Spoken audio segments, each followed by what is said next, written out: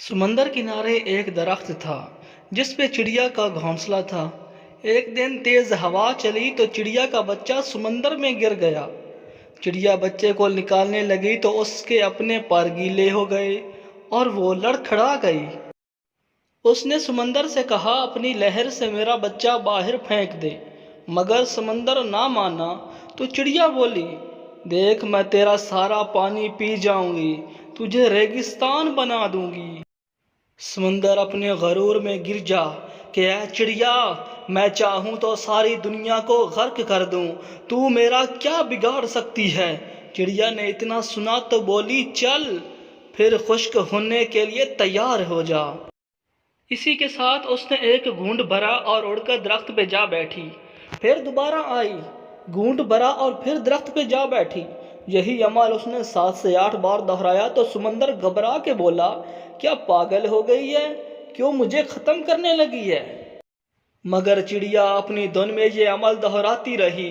ابھی صرف 22 سے 25 بار ہی ہوا کہ سمندر نے ایک زوردار لہر ماری اور چڑیا کے بچے کو باہر پھینک دیا۔ درخت جو کافی دیر سے یہ سب دیکھ رہا تھا سمندر سے بولا اے طاقت کے بادشاہ، تو جو ساری دنیا کو پل بھر میں غرق کر سکتا ہے، وہ اس کمزور سی چڑیا سے ڈر گیا؟ مجھے یہ بات بالکل بھی سمجھ نہیں آئی۔ سمندر بولا تو کیا سمجھا میں تجھے ایک پل میں اکھاڑ سکتا ہوں، ایک پل میں دنیا تباہ کر سکتا ہوں؟ اس چڑیا سے ڈروں گا؟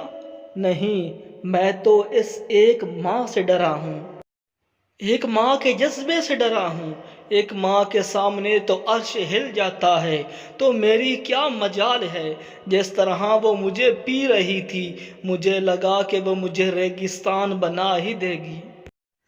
ماں اللہ تعالیٰ کی سب سے عظیم نعمت ہے، اس کی قدر کریں۔